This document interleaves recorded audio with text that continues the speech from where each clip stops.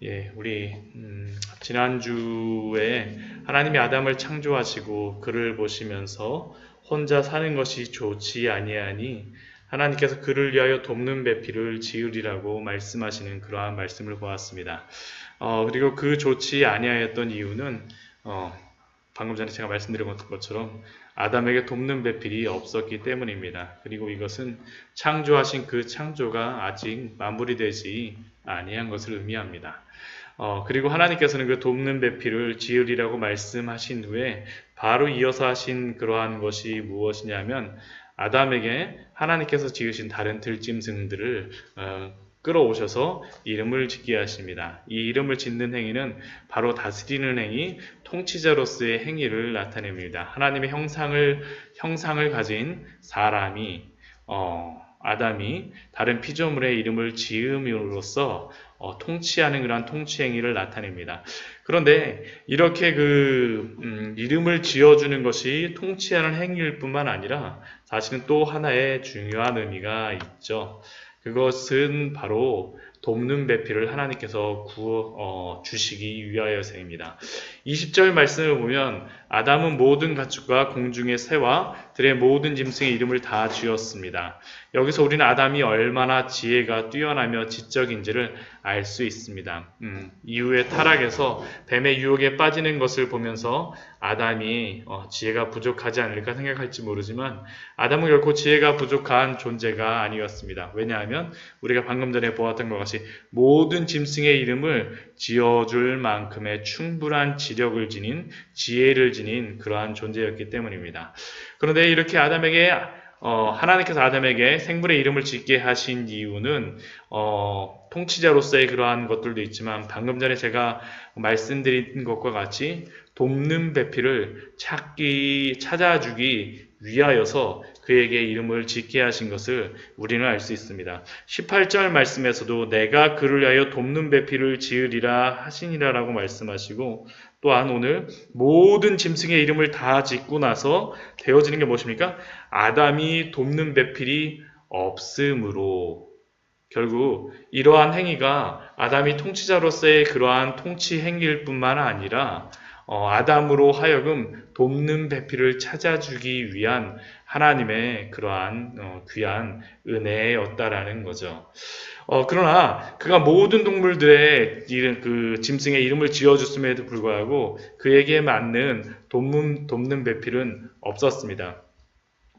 여기서 돕는 배필이라고 하는 이 단어를 볼 때 우리가 조금 주의할 필요가 있는데 이 돕는 배필이 무엇이고 누구이냐라고 생각할 때 여기서 돕다라는 그러한 단어는 히브리어 그러한 용례로 보게 되면 종이나 하인같이 좀 낮은 위치에 있는 존재가 돕는다라는 그러한 의미보다는 구약 성경에서 보면 이 돕다라는 것이 하나님에게 많이 사용이 됩니다. 결국 이야기가 무엇입니까?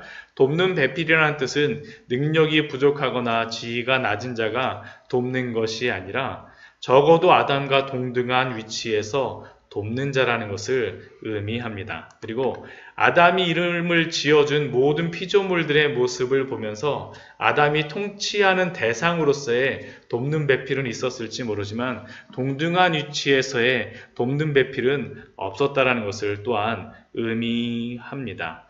그리고 아마 아담은 이러한 돕는 배필을 찾는 일을 통하여서 자신에게 필요한 돕는 배필에 대한 그리움이 더욱 커졌을 겁니다. 왜냐하면 대부분 다 그렇게 이름을 지어주면서 쌍쌍이 있었기 때문일 것이죠. 그럼 돕는 배필을 찾을 수 없었던 그때 하나님의 해결책이 무엇입니까? 그것은 바로 아담으로 하여금 잠들게 하심으로 아담의 돕는 자를 만드시는 것이었습니다. 흡사 이것은 어떤 신학자가 이것을 아담에게 하나님이 마취 수술하는 것이다 라고 이렇게 비유를 하기도 합니다. 비유를 하였었는데 진짜 하나님께서는 하와를 만드시기 위하여서 첫 여자를 만드시기 위하여서 아담으로 하여금 마취 수술을 하는 것처럼 잠들게 하셔서 돕는 배필을 만드시죠. 그런데 이 돕는 배필을 만드시기 위하여서 하나님이 하신 것이 무엇입니까? 갈빗대를 하나 취하셨다라고 말씀하십니다.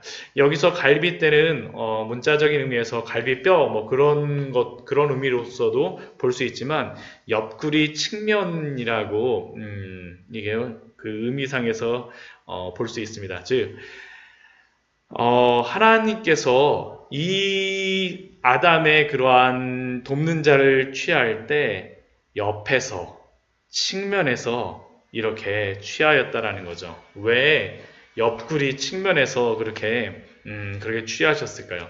이것을 매튜엘리라고 하는 그러한 청교도는 이것을 이렇게 기록하고 있습니다.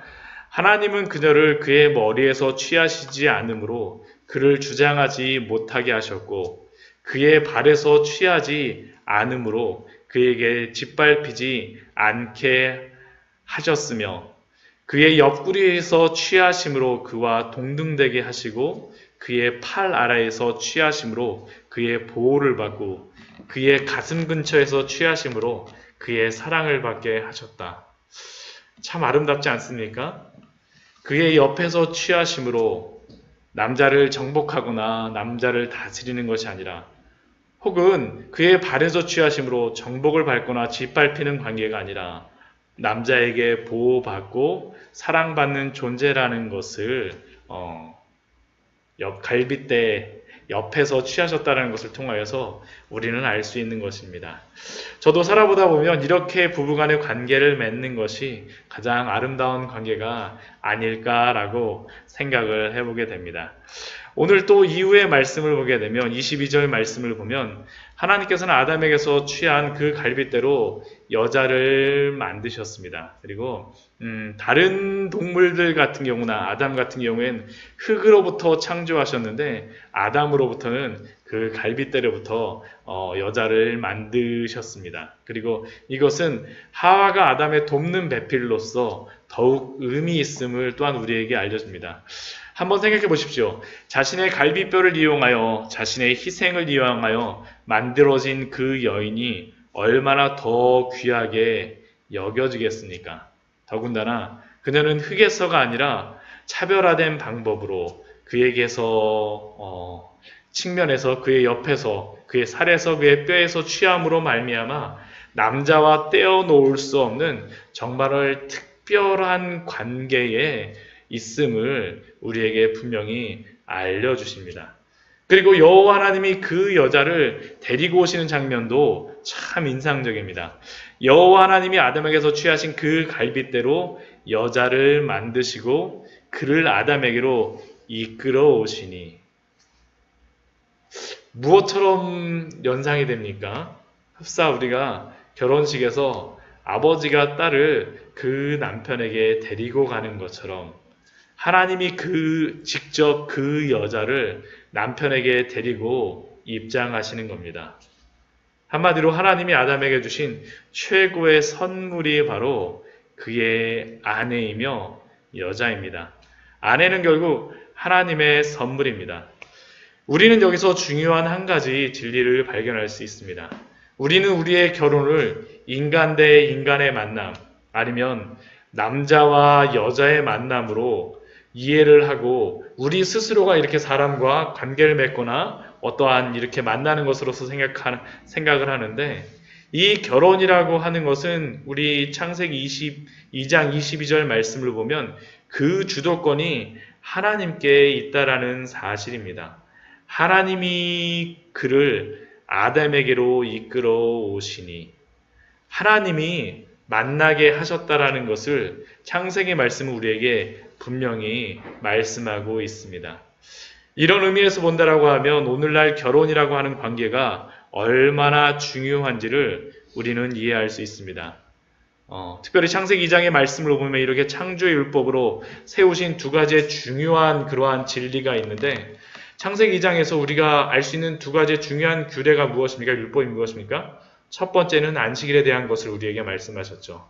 또 한 가지 두 번째가 바로 이 결혼이라고 하는 이 예식인 겁니다.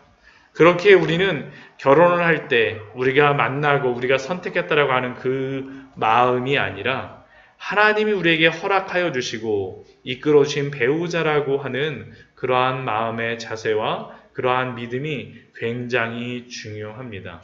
사실 이러한 마음, 하나님이 주셨다는 이러한 마음이 없기 때문에 굉장히 성적으로 문란하고 결혼과 이혼이 너무나도 쉽게 여겨지는 세태에 있지 않습니까? 우리가 하나님이 우리에게 주신 그러한 배우자라는 것을 우리가 분명히 우리가 그래서 인정해야 됩니다. 그리고 이렇게 하나님이 여자를 아담에게 이끌어 오셨을 때 아담이 무엇이라고 합니까? 이는 내 뼈 중에 뼈요 살 중에 살이라. 우리가 성경을 보면서 사람이 처음으로 말한 문장이 바로 이 문장입니다. 사람이 성경에서 말하는 그러한 것들, 바로 이 문장이에요. 내 뼈 중에 뼈요, 살 중에 살이라. 옹알이하고 어떠한 이야기를 하는 것들이 아니라 이것을 바로 가장 첫마디, 이 노래와 이 감탄의 고백이 우리가 생각하는 것처럼 처음에 여자와 남자가 만나서 굉장히 사랑스럽고 굉장히 아름다운 노래는 아니라 할지라도 아담이 하나님이 만드셔서 그 돕는 베풀어 주신 그 여자에 대하여 느낀 그 감격과 그 사랑스러움이 바로 이 노래의 한마디에 다 들어있는 것입니다. 특별히 하나님은 하나님과 이스라엘의 관계를 하나님과 교회의 관계로 결혼의 관계로 묘사하게 되는데 이 결혼이라고 하는 것, 내 뼈 중에 뼈요, 살 중에 살이라고 하는 것은 언약의 관계를 의미하는 것으로 절대적인 충성과 헌신을 그래서 그 안에 내포하고 있습니다. 하나님과 이스라엘의 관계처럼 남자와 여자의 그러한 만남은 그 언약 간의 그러한 관계가 있다라는 거죠. 그렇게 우리는 이런 아담의 고백을 통하여서 하나님이 인류에게 베풀어 주신 가장 아름다운 제도인 이 결혼제도, 한 남자와 한 여자가 가정을 이루어 충성하고 헌신하는 이러한 것들을 우리가 항상 기억하고 이 가정에 대한 그러한 지키고자 하는 그러한 부분들에 대하여서 하나님이 주신 것임을 우리가 항상 명심해야 됩니다. 그리고 또한 아담이 그 여자의 이름을 여자라고 부르는데 히브리어로는 남자는 이시고 여자는 이샤인데 이것은 어떤 이름을 지칭하기보다는 여성형으로 바꾸어서 부르는 것입니다. 동등한 관계에서 돕는 베풀로서의 관계를 의미합니다. 그러나 그러면서도 남편이 아내의 이름을 불러주고 지어준다라고 하는 것은 그 안에 질서적인 그러한 측면을 분명히 내포하고 있음을 우리에게 설명하여 줍니다. 결국 남자와 여자는 하나님 안에서 하나님의 질서 안에서 이루어진 것을 우리에게 말씀하여 주시는 것이죠. 그렇다면 이렇게 가정을 이루고 나서 남자와 여자 간에 가정을 이루었을 때 행해야 될 것이 무엇입니까? 첫 번째 우리가 24절 말씀을 보게 되면 첫 번째 말씀하시는 것이 있죠. 그것이 무엇입니까? 이러므로 남자가 부모를 떠나. 첫 번째는 떠남이 필요합니다. 이러므로 남자가 부모를 떠나.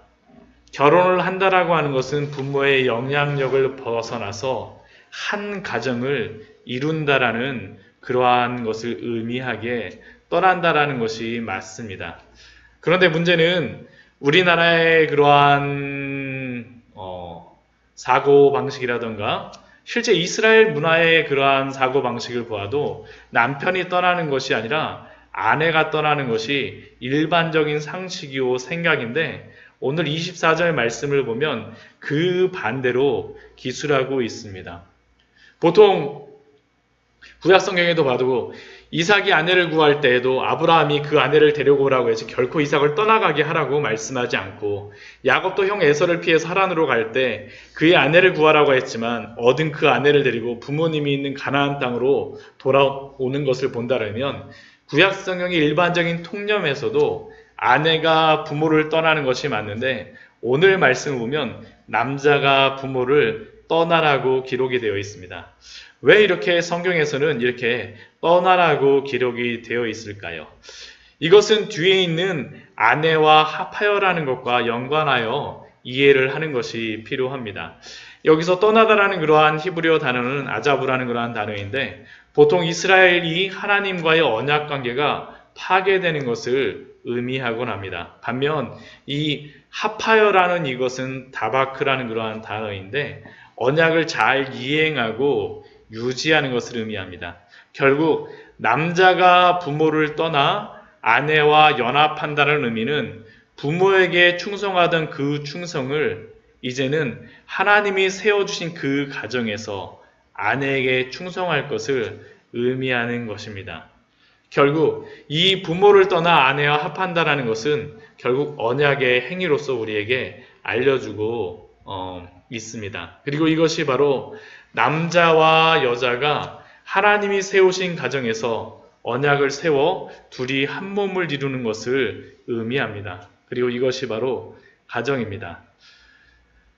그렇다고 해서 십계명에 그 부모를 완전히 십계명에서는 그 부모를 공경하라고 했는데 완전히 떠날까요? 그것은 아닙니다. 그러나 가정이라고 하는 것은 하나님이 세우신 가장 소중한 사회 단위로서 부부간의 단결, 언약이 중요함을 우리에게 알려주고 있습니다. 그런 의미에서 본다라면 부부간의 한 몸을 이루는 것은 이 언약에는 부모와의 관계가 부부간의 관계에서는 부모와의 그런 관계도 없고 또한 그것뿐만 아니라 자녀라고 하는 그 관계도 이 가정 안에는 묘사되어 있지 않습니다. 결국 이런 의미에서 본다면 부부간의 관계에서 먼저 부부간의 깊은 사랑이 담보되어야지만 부모와의 관계도 잘 성립이 되고 부부간의 깊은 사랑도 담보되어야지만 또한 자녀와의 관계도 잘 성립됨을 우리에게 알려주고 있습니다. 그리고 이러한 관계는 바로 벌거벗었으나 부끄러워하지 아니한다라는 것을 통하여서 그 관계 안에서 벌거벗음, 즉 두 사람 사이에 맡고 있는 어떤 허물이나 장벽도 없어야 되는 그러한 관계임을 부부간의 신뢰와 열린 마음이 필요함을 우리에게 알려줍니다. 그리고 지금 이 25절 말씀의 이제 이후에 3장 말씀을 보게 되면 죄가 들어옴으로 말미암아 부부간에조차 큰 벽이 생기고 신뢰와 열린 마음, 믿음이 사라지는 아픈 미래가 있음을 또한 우리에게 알려주는 말씀입니다. 이 말씀은 우리에게 가정에 대한 그러한 부분들에 대하여서 이야기를 하죠. 근데 이 창세기, 이 부부에 대한 말씀은 단순히 가정에 대한 말씀으로만 우리에게 말하고 있지 않습니다. 남편과 아내와의 관계에 대하여서 이 말씀을 가지고 신약 성경에서는 사도 바울은 우리에게 이렇게 말합니다. 우리 에베소서 말씀 우리 한번 찾아보도록 하겠습니다. 에베소서 우리 5장 말씀입니다. 에베소서 5장 말씀, 에베소서 5장 22절에서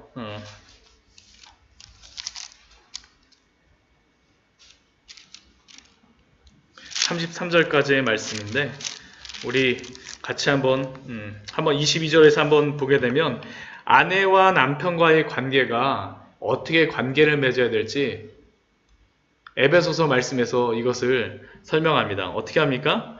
아내들이여 자기 남편에게 복종하기를 죽게 하듯 하라. 이는 남편이 아내의 머리됨이 그리스도께서 교회의 머리됨과 같으니 그가 바로 몸의 구주시니라. 그러므로 교회가 그리스도에게 하듯 아내들도 범사에 자기 남편에게 복종할지니라. 아내가 남편에게 하는 그러한 부분에 대하여서는 무엇을 이야기합니까? 창세기의 그러한 말씀을 보게 되면 질서에 대한 부분에서 복종에 대한 것을 분명히 말씀하고 있습니다. 복종에 대한 부분. 그리고 그것을 무엇으로서 비교하고 있냐면 교회가 그리스도에게 하듯 아내들도 범사에 자기 남편에게 복종하라고 가정에서 이야기하고 있죠. 근데 이것이 동등함을 벗어난 관계가 아니라 그 안에서 질서 안에서의 그러한 복종, 질서 안에서의 그러한 존경을 이야기합니다. 그런데 아내에게는 이러한 복종을 이야기하지만 남편에게 이야기하는 것이 무엇입니까? 남편에게는 사랑에 대하여서 이야기하죠. 25절 말씀 이유를 보면 어떻게 됩니까? 남편들은 아내 사랑하기를 그리스도께서 교회를 사랑하시고 그 교회를 위하여 자신을 주심같이 하라. 남편에게 아내를 사랑하라고 하는데 그 기준은 무엇으로 말씀하시냐면 그리스도께서 교회를 사랑하시고 그 교회를 위하여 자신을 주심같이 하라. 결국 이 말씀이 무엇입니까? 남편의 아내 사랑은 그리스도의 십자가를 빼고는 이야기할 수가 없다라는 겁니다. 결국 그러니까 남편이 아내를 사랑한다는 것은 자기 목숨 다 내버리고 복종하는 것을 바라는 것이 아니라 너는 죽으라라고 지금 남편에게 말하고 있습니다. 왜 그것을 요구합니까? 이것이 바로 그리스도와 교회 사이의 그러한 비유로서 말씀하시는데 26절 말씀을 보게 되면 이렇게 말씀을 하죠.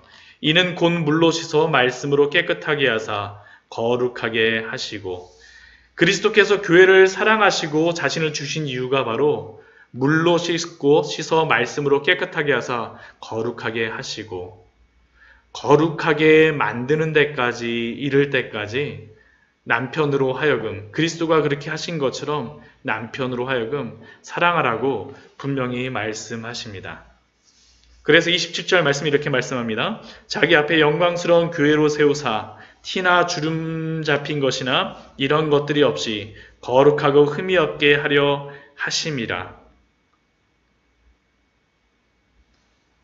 남편의 그러한 욕심으로 인하여서 남편의 그러한 복종하지 않는 것으로 인하여서 아내로 하여금 티나 주름을 잡히게 하면 안 된다라는 거죠. 자기가 죽음으로 말미암아 거룩하고 흠이 없게 하는 그러한 아내의 모습이 될 수 있도록 섬기라라고 분명히 말씀합니다. 이와 같이 남편들도 자기 아내를 사랑하기를 자기 자신과 같이 할지니 자기 아내를 사랑하는 자는 자기를 사랑하는 것이라. 누구든지 언제나 자기 육체를 미워하지 아니하고 오직 양육하여 보호하기를 그리스도께서 교회에게 함과 같이 하나니. 그리스도가 교회를 사랑한 것처럼 그리스도가 교회를 양육하여 보호하는 것처럼 남편이 아내를 양육하고 보호하라고 분명히 말씀하고 있습니다. 그리고 31절 말씀을 보면 오늘 말씀을 또 우리가 보았던 말씀을 말씀하죠. 그러므로 사람이 부모를 떠나 그의 아내와 합하여 그 둘이 육체가 될지니 이 비밀이 크도다. 나는 그리스도와 교회에 대하여 말하노라. 이 말씀이 무엇입니까? 여기서 이 비밀이 무엇이겠습니까? 사람이 부모를 떠나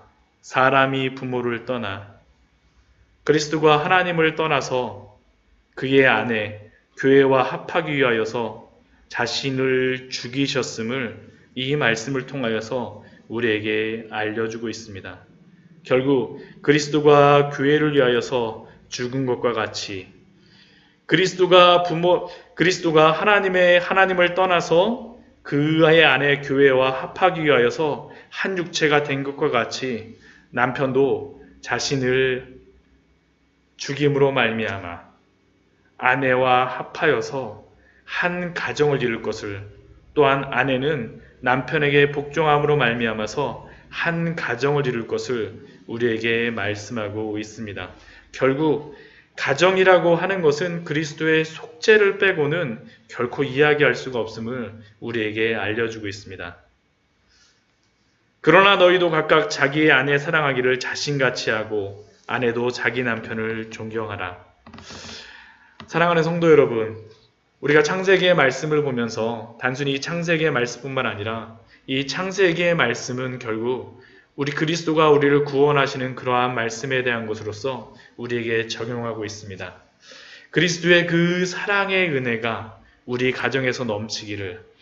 이 창조의 완성이 어디서 됩니까? 우리가 창세기 1장에서 6일까지의 그런 창조를 하시고 창세기 2장에서 또 다시 창조를 말씀하신 것 같지만 그렇지 않습니다. 이 가정에 대한 부분을 마지막에 가장 말씀하시기 위해서 다시 한번 그 부분을 확대해서 말씀하시는 거죠. 가정의 완성으로 인하여서 창조의 마지막이 이루어짐을 우리에게 말씀하고 있습니다. 결국 가정이 얼마나 중요한지를 우리에게 말씀합니다. 그러므로 말미암아 우리는 가정의 생활을 통하여서 우리의 어떠한 이기적인 그러한 자아를 드러내는 것이 아니라 그리스도의 사랑을 보고 그 가정의 모습을 통하여서 그리스도에게 복종하듯 남편에게 복종하고 그 가정의 모습을 통하여서 그리스도가 교회를 사랑하듯 남편이 부인을 사랑하는 그러한 모습으로서 서 있기를 우리에게 말씀하고 있습니다. 그리고 이 안에 서 있을 때 우리의 자녀들도 또한 우리의 모든 부모님과의 관계도 아름답게 그리스도의 아름다운 교회를 이루어서 정말로 건강한 가정을 이룰 줄 믿습니다. 바로 이러한 놀라운 은혜가 우리 가정 안에 있기를 축원드립니다. 같이 기도하도록 하겠습니다.